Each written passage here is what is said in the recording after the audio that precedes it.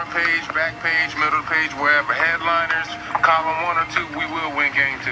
You know it's only one opportunity to win a championship. No round twos. Let's get it.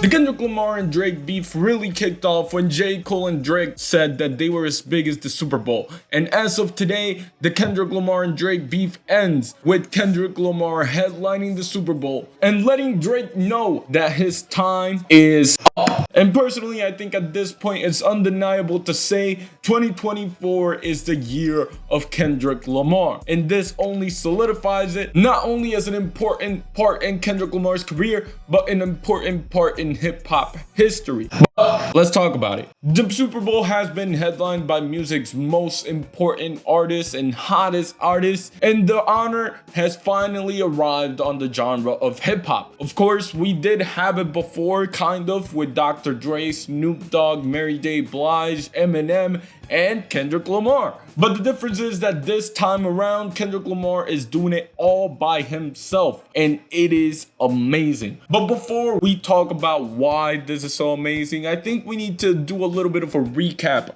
on how we got to this point, and we need to go back to a year ago.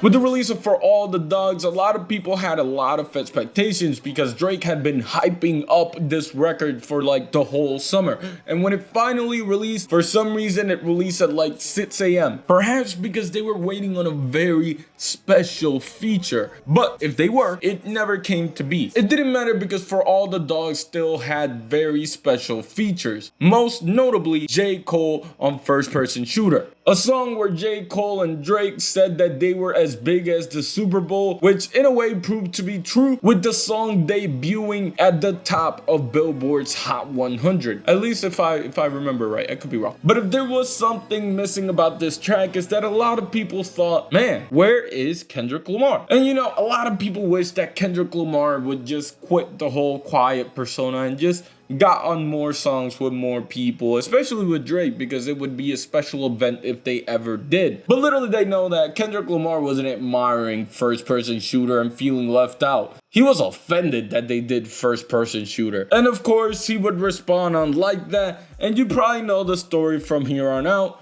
but it bears repeating, right? J. Cole releases a diss track in response, then he apologizes and unreleases the diss track. A few days later, a song from Drake leaks. People debate about whether it was AI or not, and then it turns out to actually be Drake. And then Drake released a song called Push Ups, and people turned around and were like, where is Kendrick Lamar? And then Kendrick Lamar didn't respond for like 2 weeks. Then Drake pretended to be Tupac for some reason.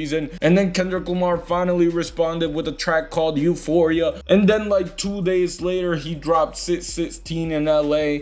And then Drake said, you know what? I got the red button. I'm gonna release the most fire track ever existed, and he released Family Matters, and everyone hyped it up, and they thought like, yo, Kendrick Lamar is really gonna have to come with it to respond to this one. This one was like 6 minutes, and then Kendrick Lamar responded in like less than 30 minutes with Meet the Grams, which although was effective in terms of being a diss track, it led people with a sour taste. So Kendrick Lamar dropped Not Like Us so people could dance while he calls Drake a pedophile.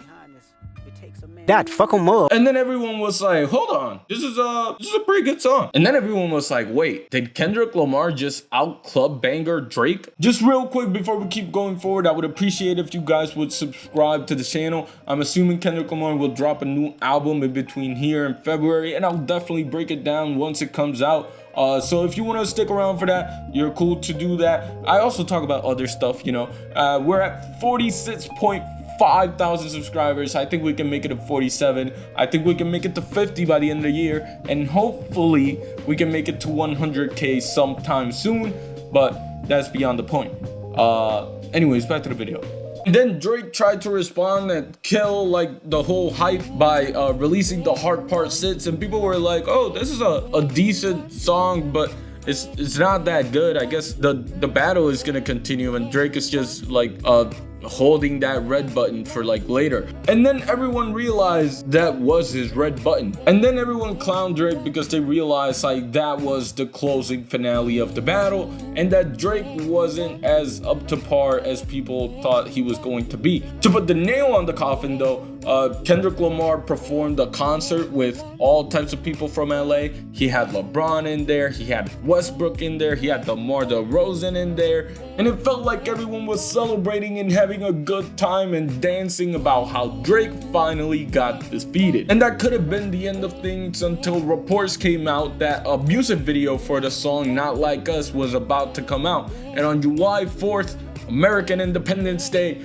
Kendrick Lamar released the music video for Not Like Us, a music video that only solidified what everybody already knew. This song was the song of the summer, and ever since the music video came out, it feels like the trajectory from Kendrick Lamar and Drake have gone in like opposite directions. Whereas Drake has been releasing the 100 gig series that has been lacking the attention and hit power that Drake is known for, Kendrick Lamar has stayed quiet and has let the music talk for the most part. As a matter of fact, ever since July 4th, Kendrick Lamar has been quiet. Who has not been quiet about the beef though is Drake, who says that he will win game 2, implying that sometime in the future Drake is ready to go back at it with Kendrick Lamar. And sure, he lost game 1, but he will win game 2. To which most people said, dog, the series is over. Like, you got manhandled, you got destroyed, dog. Ain't no game 2. But Drake fans really started to push the agenda of we will win game 2. To which Kendrick Lamar finally spoke up and said, What the deal, everybody? My name Kendrick Lamar, and I'll be performing at Super Bowl 59. Will you be pulling up? I hope so. You know it's only one opportunity to win a championship. No round twos. Let's get it. Not only did Kendrick Lamar respond to Drake, he also announced that he was headlining the Super Bowl. Big as the what? Big as the Super Bowl, but the difference is it's just two guys playing shit they did in the studio. No, but seriously, like, I guess the difference is that Kendrick Lamar is actually headlining the Super Bowl. And I mean, I guess, yeah, of course, who else could it have been? Kendrick Lamar has the catalog to do it. He's the hottest rapper in the world right now. And though I wouldn't say he's necessarily the biggest artist, he has the best catalog of like the biggest artists in the world right now. Like, I don't know, do you guys really want Post Malone to headline a Super Bowl? You know what I mean? Like, the only reason why I would be against this happening is because the Super Bowl will be in New Orleans, and there is a way more notable rapper from New Orleans that could have filled in for the spot and definitely had the songs to do it. But I get why you go with the hotter act in the moment, especially when you can just bring in Lil Wayne as a guest, which is what artists usually do anyways. They bring a hometown artist in as a guest to perform a song or two. But personally, I am just so happy that hip hop finally gets to headline the Super Bowl and it gets to be a single artist by himself. It just speaks to the work that Jay-Z is putting in, and I truthfully couldn't be happier about this, especially because if there was a rapper to do it, I'm pretty confident in Kendrick Lamar being able to deliver. Like I said, he has the catalog to do it. He has the SZA song, he has Humble, he has DNA, he has Swimming Pools, he has Alright, and maybe he has Not Like Us to play as well. Which, by the way, if Kendrick Lamar drops Not Like Us on the Super Bowl stage, I just personally gotta say that that is the greatest, or at least most iconic diss track of all time. Like, for all of Hit 'Em Up and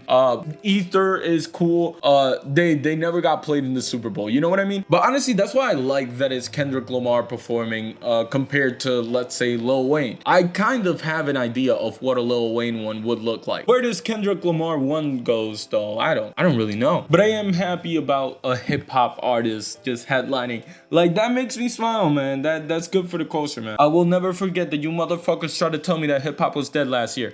Anyways, I'm also assuming this means a Kendrick Lamar album before the Super Bowl, maybe? Who knows? Like I said, it's a lot to discuss from September to February, and we'll see where we're at. But for now, the most important thing to know is that Kendrick Lamar is making history, and that is something that cannot be denied. Anyways, this was like my third attempt at recording this video. It took me a while. I was not happy with the first two drafts, but yeah, I read this book called Beneath the Scarlet Sky. That book is fucked up, man. I'm real fucked up about it. But it's a great book. Fucked up story, you know what I mean?